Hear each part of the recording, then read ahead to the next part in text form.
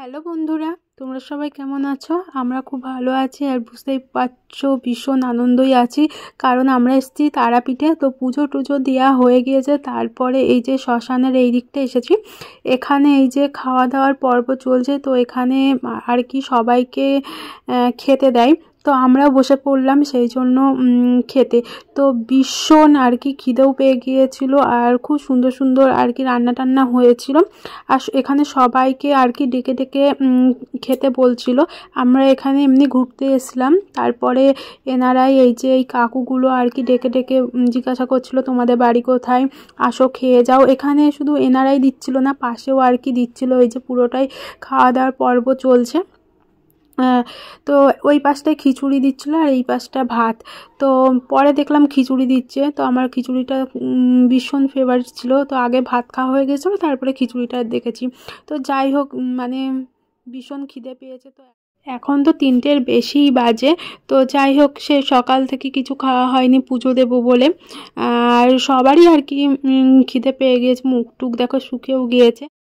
আর এমনি যখন দেখবা খিদে পাই, তখন মানে কিছু যদি খাবার সামনে আসে, সেটা ভালোও না হোক কিন্তু অমৃত লাগে। তো আর এখানকার খাবারগুলো সত্যি খুবই সুন্দর ছিল। তো ডাল দিয়েছিল, আলু ফুলকপির তরকারি, একটা ঘ্যাট টাইপের 2 রকম তরকারি দিয়েছিল, তারপরে দই মিষ্টি পায়েস, এগুলো তো ছিল, খুব সুন্দর হয়েছিল রান্না। আর আমরা শ্মশানের এই পাশটা চলে আসলাম, যেখানে এই যে কারেন্টের সব কিছু রয়েছে ওই ঘরটার মধ্যে। আর এখানে দেখো কত ছাই। তো আমরা আর ভিতরে যাইনি, বাইরে থেকেই দেখছিলাম। আর বাইরে এসে দেখি দেখো একটা দোকান। তো এখানে দেখো সেই তারা মাছটা সব শুকনো রয়েছে, সাপ, মানে অনেক কিছু হাট আর এখানে রয়েছে। দেখেই যেন কেমন একটা ভয় ভয় লাগছিল, সেটাই তোমাদেরকে দেখাচ্ছিলাম। আর একটা দিদা ছিল, দিদাকে দেখাচ্ছিলাম।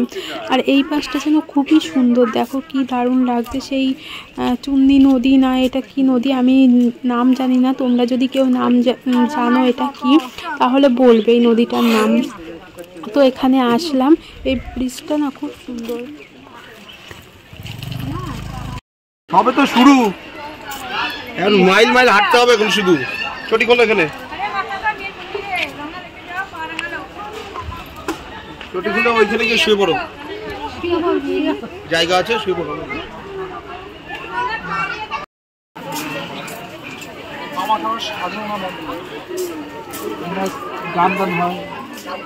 বামাখ্যাপা সাধনা মন্দির।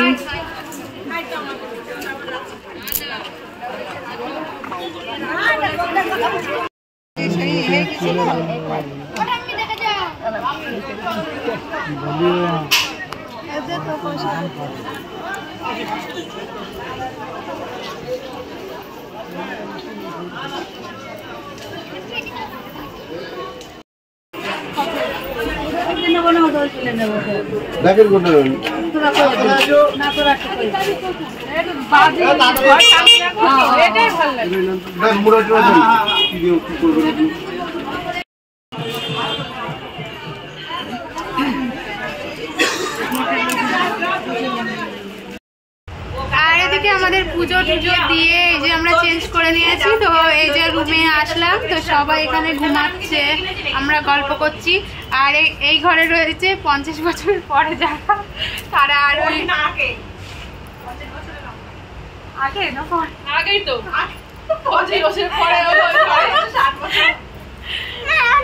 আর ওই যে বয়স্করা সব ওই ঘরে, আর আমরা অল্প বয়স নাকি।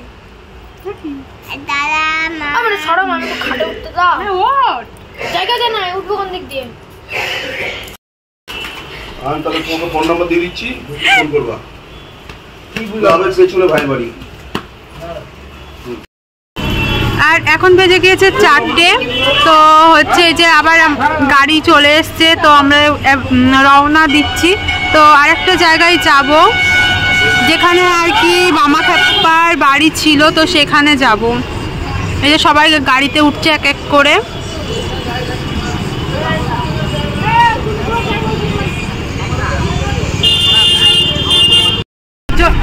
জোরে বলা যাইবো।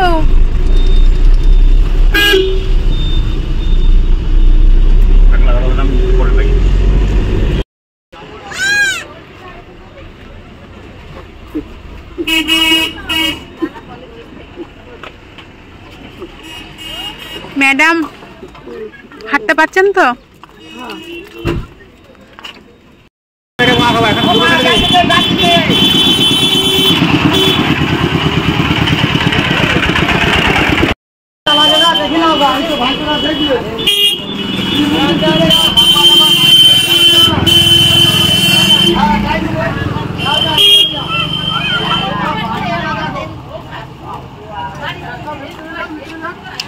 যান ভিতরে যান, কেন ভিতরে যান, দেখা ভিতরে যান, ভিতরে যান, ভিতরে যান।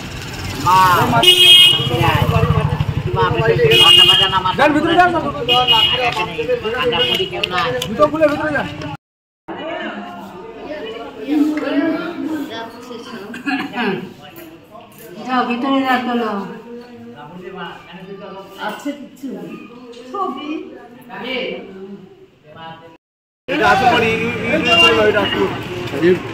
ইউটিউবে ছাড়া আছে ভিডিও প্রচুর।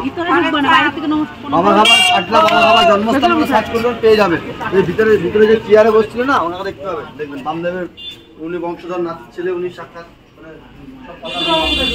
সব মাটির। এগুলো মাটির না?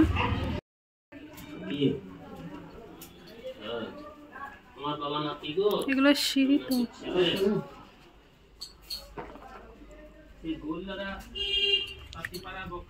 ও মাটির পুরো, এগুলো কি সুন্দর।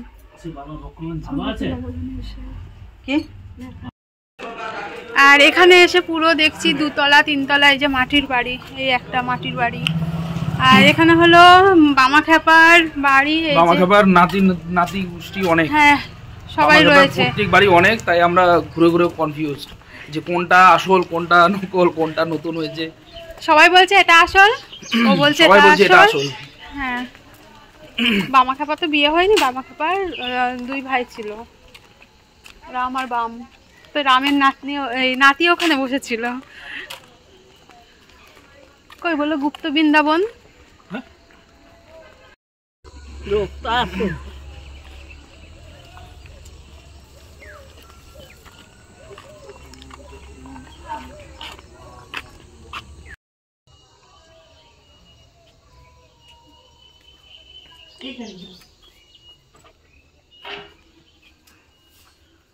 সবাই মিলে টুকরা নিয়ে নাও, কে উপরে যাবেন আপনারা এখন যারা এলেন। মহেশ্বর শিবায় আভৈরব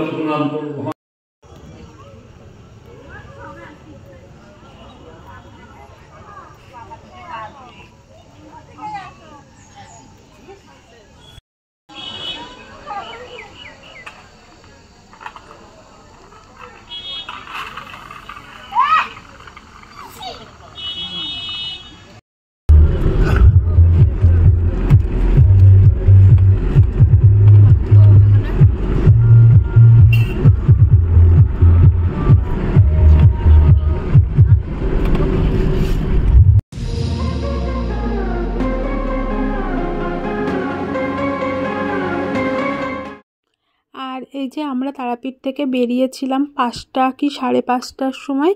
তো বাড়িতে আস্তে আস্তে অনেকটা রাত হয়ে গিয়েছিল, কারণ হচ্ছে বেলডাঙায় এসে আমরা পুরো 2 ঘন্টা কি 2.5 ঘন্টা পুরো জ্যামে পড়েছিলাম।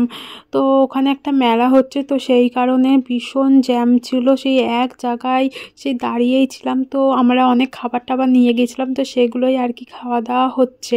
তারপরে পরোটা তরকারিও করা হয়েছিল, তো বাড়ি থেকে করে নিয়ে গিয়েছিল দিদি মা। তারপরে ওগুলো আর খাওয়া হয়নি। তো এখন এই যে মুড়ি, চিড়ে ভাজা, চিপস, বিস্কুট এগুলোই আর কি খাওয়া হচ্ছে, কলা, শশা।